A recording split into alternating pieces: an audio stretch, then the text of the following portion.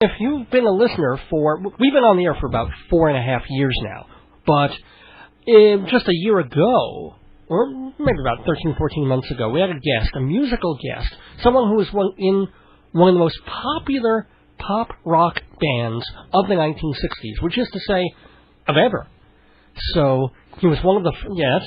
What is it, Jeff? Your eyes are dilated. And I just want to know which one of the Beatles were here. No, it's not one of the Beatles. No, and it's not... Elvis?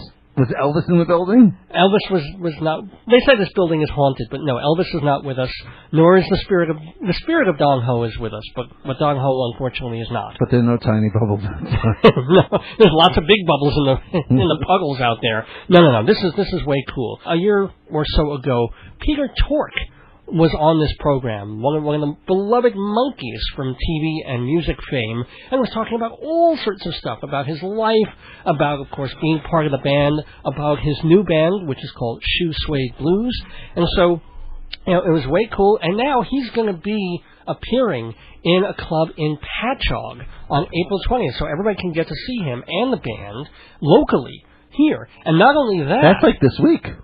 That's why we're doing this. Right. Well, I kind of want to accentuate the fact that April 20th is only 5 big days from now. That's right. It's also Hitler's birthday, but we won't get into that. Is it really? Yeah, I think so. Hitler and Joe Salzone. We hit in both days. Who's Joe Salzone? He's a guy who's been on the show. I'll explain later. Anyway, Peter Tork, are you there? Hello. Yeah, I'm here. Is this late for you, or is this... Oh, I've been on the phone for a half an hour waiting for you guys to notice me, that's all. Oh, I'm sorry. Listen, I was going to ask you guys ahead of time to billboard this thing a little bit longer so everybody could call their friends and say, he's on the air, oh, for goodness sake, he's on the radio and listen. We did that actually earlier because Rise and Shine was canceled due to weather. There was a show on this program, on this station called Rise and Shine, and of course it's been storming and pouring here, so they didn't make it. So nobody rose, nobody shone. They just... We talked about you for about an hour, though. Well, we did mention the fact that... We promoted him for at least half an hour. Come on, who are we kidding? We did indeed. So, Peter, how have you been doing since last February when you were on Dave's Gone By? Let's see. Since last February... and incidentally, not some club in Patchogue, if you guys don't mind. Patchogue Theater for the Performing Arts. Oh! Let's get serious. That's a beautiful theater. It is a lovely theater. It's big. And are we going, Dave? What? No, I'm nodding. How many inches is it? Since we're Stop it, Dave. Okay, I'm sorry. It's very large. It's beautiful. Have you been there before? Yeah. Well, isn't that where they had the first annual Long Island the music awards? Yeah, I think so. So you have, yeah. And I did that. I was there for that. I had a great time there. And the interesting thing is that we're going to have a rather nice backup act. 3 folk type singer ladies with a very good, and some belly dancers. Ooh, just for the fun of it. And the flyby by the Royal Canadian Air Force. In the theater? What? 5 things. Yeah, all 4 F-16s will be coming through. That'll be a buzz. Yeah, and are the Garucci's handling that, or I don't know, but... Not Garucci's, Garucci's, excuse me. But wait, aren't you also going to be the opening band? Isn't that mostly Mop Top? Oh, that's the support act, right. We're going to also have, but the Aura 3 is the name of this is a band of women who tour with us often. Oh. Partly because our manager's in that band, so... Okay, well, yeah. And... only one of them plays guitar, but she also plays bass and harmonica at the same time. She plays guitar, bass, and harmonica? Yeah. One with each hand? One-woman band kind of thing. Wow. Yeah. Okay. Ask her if she could put cymbals on top. I like when the cymbals go up and down on the bass drum. Either that or those Irish Uillian pipes. I think those would be really cool. If she could do those and the drum. You know, in like Riverdance and the Pirates, they've got that swelling kind of... you know what we talk about me. Okay. Enough about you. Let's hear about you. Enough about... Well, I did ask you what you've been up to in the past year. Well, since I was at the Long Island Fair, we've Suede Blues, which is about all I'm really interested in doing. I mean, and it's 2 Suede Blues? No, shoes. Instead of blue suede shoes. Hang on. Yeah. Shoe Suede Blues. He said it right. Shoe Suede Blues. Yes. The Shoe It's Suede very Blues Band. clever, and it's very hard Our first to name was the Shoe Suede Blues Band. We've since changed it a couple times. It's now officially Peter Tork and Shoe Suede Blues. Change is good, Peter. The Well, when idea it sells being, tickets, yeah. Sorry, hello. Yeah. The idea being that that rockabilly period that the song is the song is referenced, and that rockabilly period was a time in the history of music when 5 or 6 major different kinds of pop music were all the same. Soul and country and blues and rock and R&B all were being played on the same stations and overlapped, and each one informed all the others, and everybody listened to all of them. It was like a wonderful moment for those of us growing up at that time, and a moment that has actually grown much greater in retrospect for me. I must say, at the time I was very cynical because I grew up in a classical household. You know, my dad was playing Beethoven's Fifth and Mendelssohn's Violin Concerto and that kind of thing in the household. Wow. And I kind of was looking a little askance at this rock and roll stuff Shameful. until this up to a certain moment. Then suddenly actually I'll tell you what it was. It was Elvis Presley's "I Want You, I Need You, I Love You." I don't know if you remember that song. I do. Yeah. But you saw him on Ed Sullivan, or you just saw him where? No, it was just the record on the radio. That's all. And yes, I saw him on Ed Sullivan, and I saw him on Steve Allen, which was the competing Sunday night show at the time. Oh, right. And And I saw him on the Dorsey Brothers show, television show. And since has your father come around to realize? No, my father never got, and my mom, they never got into. My mom was it's interesting because my mom was a swing band era music fan. She loved the jump boogie swing stuff of and danced when we were younger. She used to dance around the living room doing the Lindy Hop. But my father, he didn't give us a hard time about it. Neither did my mom. They just didn't get it. But to my way of thinking, a lot of what the rock and roll came out of the swing band era and was rocking for the same reason. A lot of the stuff we do, Shoe Suede Blues does some swing band tunes. There's a great band called Louis Jordan and his Timpani Five. Not to be confused with the French actor Louis Jordan. No. Louis Jordan's great an R&B pioneer, really. A small group, short songs, jump, dance, swing stuff, novelty tunes. Very clever, very classy. And we do a few of his songs. B.B. King does a lot of his material, gets a lot of his material from the Louis Jordan songbook, and so we go all the way back to the 40s and through the 50s and 60s and 70s, and some new blues that we've written, and a few covers, and of course we have to do some Monkees. No, I take it back. And of course we delightedly and happily do some Monkee songs. We do. We actually enjoyed doing those a great deal. I don't know if you guys have heard the CD. Not yet. We're looking forward to it, but it hasn't quite gotten to us yet. I'll be doggone. Yeah, well. Right now. But it sounds like this is a show for all ages and any music interest. This what we're doing? Yeah. Oh yeah, we've been very lucky. We've had teenagers come at us and throw pieces of their clothing at us. Count me in. Actually, usually it's a spare piece that they were going to throw away anyway. But it's still. Do a little Tom Jones. Yeah, the Tom Jones thing. All that we have like 3 and 4 generations come to the show. Come at us. I didn't mean quite like that, but come to the show, and all seem to be enjoying themselves. We have a wonderful range of attendees, and I recommend the show to 6 years old, bopping. Wow. 60, bopping. Okay.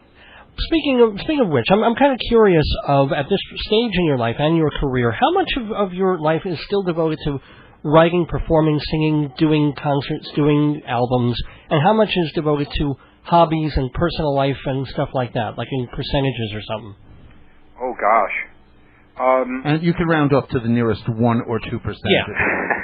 You guys are so generous. I actually have to say that the amount of energy and time in my life I spend on Shoe Suede blues comes to about 35 or 40%. That is not my choice. I'm for some reason I'm not writing as much as I want to be. I don't know what that's about, but there it is. I'm not writing as much as I want to be. And the band isn't working as much as I want us to work. We're working on that working thing. Well, what do you think is keeping it from going to 50%? Oh, I don't know. Time, energy, and publicity machinery, and that lucky break. You know, you're waiting for. I mean, the lucky break, as anybody who's been in show business will tell you, is absolutely a function of being. You know the expression "must be present to win." Mm-hmm. You can't win if you don't play. That kind of thing. Yeah. So the lucky break is absolutely a function of working the game as hard as you can, and that's what we're doing. We're just working this game as hard as we can. We adore to play. We love hanging out with each other. We love hanging out with the crowds. We love we love the whole thing. Music, we knock our own socks off. Actually, it's good. You enjoy a your own frightening show right there. Yeah. Yeah, I don't know if that's a good thing or a bad thing, but we're kind of seasoned musicians, so maybe it's all right. I think it's great. I think you have to enjoy what you do. You have to enjoy your own performance. Otherwise, other people enjoy it. Yeah. I hope so. It's a little bit scary for me to say that. I'm afraid people are going to go, well, doesn't he think highly of himself? We're not going to snob and do that kind of number on you. So you'd like to appeal to influential listeners out there to show up? Oh yeah, that's right. Anybody with a lot of influence, please come and bring your money. Stop throwing the underwear. Throw the greenback. Yeah, right. Forget the panties and the bras. I'm curious what your feelings are about the explosion of these reality shows like American Idol and the dance shows where people are trying to get famous in that way. Which in some ways happened to you. I mean, you guys weren't known at all, and then boom, you were on TV and famous fairly instantly. Yeah. What are your thoughts on the American Idol phenomenon? Well, you asked me two questions. Okay. I don't pay much attention to American Idol per se. What I get from what I hear about it is that it's half about cruelty, mockery, which is to me cruel, and the other half is a more or less legitimate talent contest, which is fine. Reality shows in general, I think, what I think about reality shows in general is that that's the fad du jour, and they're cheap, and they get people attending, and they get people involved, and so it's good business for the networks, and it's not happening much on cable, so it's a way for the networks to get back some of the cable audiences, and that's about the only thing. I notice it as a business phenomenon. I don't have an opinion about it one way or the other. But would you enjoy Sanjaya in the band? I actually have never heard him sing. That's probably good. I have seen photos of his hair, but that's about as far as that goes. I actually am kind of amused by and secretly rooting for the sort of contrary campaign. Like I think who is it? Howard Stern. Yep. Somebody is campaigning really hard. Put Sanjaya on there, make him win when he was invited as one of the cruel, apparently invited in as one of the butts, the cruel joke things. We're going to make fun of this boy, right? And everybody's going to love us making fun of him, and then have him win. And it's just like, okay, the people taking over the plan, which always very true. The backlash to the backlash, because they always invite one or two kind of poor singers in, so they can tell him how terrible he is for at least a couple of weeks. Yeah. But then again, think of the most famous people to come out of America. I mean, you've got Kelly Clarkson and folks like that, but also who doesn't love William Hung? And he was a joke, and he made a career. Who? William Hung. Remember the Asian fellow? Well, you're not that familiar with the show. I'm not that familiar with American Idol. He was a very bad auditioner who then got a record contract because he was so bad but very sincere. You've probably seen him doing it. She bangs, she bangs. Oh, right. We don't have to do William. I don't have to. You don't have the talent. Not his talent, thank God. Oh my God, not to have that much talent. No, I don't know that particular phenomenon. I'm not aware of that particular guy. Okay, we have just a couple of more minutes here with Peter Tork, the one and only. What? But we underestimate our time, Peter. Well, we got 5 minutes. We're not going to let you go so soon. I want to get to the personal stuff, the good stuff, because last time you were on the program, I think you mentioned that you were dating some people, but there was nothing serious. And has that changed? Is there a special in your life now? 2 or 3. Oh. Inquiring minds want to know. Yeah. Mr. and Mrs. America and all the ships at sea. No, I am nothing is secure in that department yet. I'm beginning to how do I put this? My choices are beginning to. I'm thinking more and more fondly about settling down. And the choices dwindle down to a precious few. Yeah. September, November. Yeah. Oh my goodness! Would you actually marry? That song has it wrong though. Somebody wrote it from the point of view of an old age. You know that song says, "When I was a young man, courting the girls, I'd play me a waiting game. If a girl refused with a toss of her curls, I'd let the old world take a couple of whirls while I plied her with tears instead of pearls, and I played me a waiting game. But I don't have time for that now." It's just not the way it is. When you get older, you have more time. I don't know how it is. When you're young, you're in a hurry. You want it now. When you're older, you're more patient. You're ready to wait for things. Well, because we're older now. It takes a little longer. And how many inches? Exactly. Growing by the minute, Peter. No, stop that. No, Stop no, that right now. No, the rain counts. Oh, the rain counts. Oh, okay, fine. Well, you were asking about the weather, right? Yeah. Oh, he's hung up on us. No, I'm sorry. No. There goes there for a minute. Well, no, and also you're gonna get this every single show you go on, every single time you're on, everywhere. But gotta ask, what's new with the other guys? There's gonna be a reunion, and how they doing? You in touch? Blah blah blah. So that's the question. Hey, how are the Monkees? Yeah. I saw the other two of the other guys recently, just for a minute each. I mean, we were in the same room for a couple of hours. Name names, Peter. Together. Well, the name to be named is the loss of our the bands and our individual bass player. Oh. A man named Jerry Renino died a few weeks ago. Oh no. Basically, of not being able to ask for help is the way it looks to me, and I won't say any more about it than that. But Mickey and Davey and I all showed up at his funeral, and Davey and I both spoke. He was a lovely guy. We were really sorry to see him go. But Mickey and Davey and I each had a handshake and a quick hello, how are you, and that kind of thing. But mostly we were just there to pay our respects. Of course. And beyond that, we have not got much contact. It was good to see them. I enjoyed, I was glad to see them personally, just directly. Davey seemed to be pretty cool, and Mickey was actually quite distraught. I was amazed, and so we didn't have any conversation, not a three-way, no two-way conversation, just hi, how are you? And as for certainly the 40th anniversary reunion is the chance for that is long gone. As of right now, it's probably too late to start a 41st, and nobody has indicated any interest in any reunion whatsoever. I mean, really? Yeah. That's very surprising. Yeah. I mean, it wouldn't have to be an anniversary thing. People would just be happy to see you guys, together, no matter what. Well, I think you should talk to the other Rosie thing about that O'Donnell. is that once upon a time, interestingly enough, Suede Blues opened for the Monkees. Really? Yeah, that was a lot of fun. How long ago was that? A couple, 3-4 years ago. No, it has to be longer than that. What was it? It was 97 or 8, I guess, so 8 years ago. Almost 10. Yeah. And it was really great. I wore a sunglasses and a loud checkered yellow jacket, mauve tie and black shirt and Panama hat.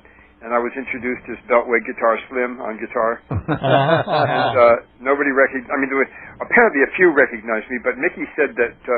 So during when the Monkees did Daydream Believer, where whoever was the opening act, the opening act came out and joined us, Daydream Believer with us, and so Suede Blues came out while I was there, and they brought out my yellow jacket and shades and Panama hat. And I put them on, and Mickey said there was a gasp from the audience that nobody had noticed that it was me up there, or at least a good third of the people didn't know it was me. So it was a lot of fun. Great playing both ends of the show. Tiring. Wow. Well, yeah. Yeah. Who knew? You had 2 full sets. Yep, 2 full sets. And not to get heavy or anything, but you were very, very open, last time you were on the show about your past stuff and things that were going on. And now you mentioned, of course, that musician who didn't ask for help. Not going to go there, but I do want to ask you, still clean and sober, still, et cetera, and so forth? Yep. Yay! Yeah. And to carry on the point, is a lot of people, when I tell people I'm 26 years without a drink or drug, wow, or without willingly partaking of anything. I've been spiked a couple of times. Oh, that's nice. Really? That's a real friend. Yeah, it's a real friend. But I'm not a friend, handing me a drink or anything by accident. But I had like a cheesecake that was made with Grand Marnier one time, and it took me about 3 bites to recognize it. Who makes cheesecake with liquor, for crying out loud? and somebody made ice cream with Armagnac or something in it. And I thought, who makes ice cream with Armagnac? Rich people. And yeah, right. And both of those cases, I really got. I felt first time it happened. Anyway, so it's been 26 years since I had anything intentionally hadn't. Yeah. And when I tell people this, sometimes they go, "Gosh, man, you must have a hell of a lot of willpower." And I tell them, no, it's not about willpower. In fact, it's exactly the opposite. As long as I was relying on willpower, I was doomed. I was absolutely doomed. It wasn't until I was able to surrender my willpower and ask for help that I was able to quit that which I had not wanted to partake in for 3 or 5 years. I'd been trying to quit drinking for 3 or 5 years, and I couldn't do it until I really hit bottom and became painfully and excruciatingly aware that I had no further control, and then I was able to surrender and get the help I needed. And it's been a function of the help and not the willpower. So this is, a word to the wise. If anybody is interested in what's going on with their lives and why they keep on behaving in ways they don't understand, it's not up to me to change my own behavior. It's up to accepting guidance, really, from I don't want to go into names here. There are people who will use words to tell you where the guidance is coming from, and I don't want to do that particularly, but I had to surrender to something or someone that knew better than I did how to do it for me. Wow, 26 with years. That in hand, I've been able amazing. to stay sober all this time, and it's been, oh God, it's been a blessing. I'm telling you. Oh, I'm so happy for you. Thanks very much. Here's one more little thing. Sure. What most people don't realize is that for alcoholics of my type, if you are abstinent, if you're clean and dry for a number of years, and you take up drinking again, you don't take up where you left off. Within a very short time, you are where you would have been if you'd been drinking continuously in between. So if you're on a long downslope and you get off it, and 5 or 10 years later you get back on it, you are much worse, and much further down the slope than you were when you left off. So if I took up drinking right now, I would be, I heard stories about people who lost their house, their wives, their home, their job, their car, career, money, everything gone within 2 or 3 days of picking up. Wow. So it's I hope I never do, because if I do, I am bloody doomed. I'm telling you. Please don't. Yeah, no, I think it's much better to have you the way you are and happy, and turning to music and things like that. Oh yeah. So where do you see yourself in, God willing, the next 26 years? Well, 26 years from now. Which nursing home do you prefer? I expect not to be. If I'm doing any performing at all, it's going to be, they're going to wheel me on stage on a dolly. What would her last name be? And how many inches are we talking about here? That's exactly. Here's that comedy bell when you need it. So I actually seriously doubt that I'll be performing 26 years from now. But 10 or 15 years? Okay. Yeah. 10 or 15 years, I see it. I still see it. And where do you see yourself in 4 days? In 4 days, Patchogue Community Arts Center and Performing Arts Center, and rocking and rolling and slamming the blues. And we play some real blues. And where can they get tickets and stuff? Oh yeah, good thinking, man. Actually, I don't know. Oh. Well, I guess at the Patchogue Performing Arts Center, for those of you who are down there, you can probably pick up tickets. I haven't checked. I wonder if it must be on the website. that you can buy tickets on. Well, any reputable ticket dealer, online ticket dealer. What's the website that they can get in touch with? It's PeterTork.com, I assume. Well, actually, I don't have a connection for tickets on my website. I do have the exact name of the venue and date and time and some of the opening act. Those things are going to be there for sure, as well as other things we're doing. We'll be in New York City. We'll be near Pat. Oh, wait a minute. Yeah, that's why I'm a little confused, because I have here actually that you're going to be at Paula Jean's Supper Club in East-Setauket. We may be confusing dates here as far as the Patchogue Theater. Okay, I have the web page before me. Let me. Yes, East-Setauket is that's the 20th. Right. And that's got the mop tops, the mostly mop top performing. And that's at 10 o'clock in East-Setauket at Paula Jean's. Mm-hmm. I don't have an address on that here before, phone number here before me. And then on the 21st, which is Saturday, at the Patchogue Theater Performing Arts. There we go. Cool. I'm glad we were able to much tell better everybody. day of the week, too, Peter. Yeah, Friday. Well, it's a funny thing. I remember as I was growing up, I don't know if it's still true, but the working folks went out on Friday night, and the professional types went out on Saturday night. So I don't know if that's still true, but it'll be great to have the gang out at Paula Jean's on Friday and the toffs at Patchogue Theater for the Performing Arts. 2 chances to see Peter Tork and Shoe Suede Blues. Wait a minute, and then the next day afterwards, Sunday, the 22nd, we will be doing a CD release party at the Beauty Bar in New York City on 231 East 14th Street. So if you're in the city, what time would that be?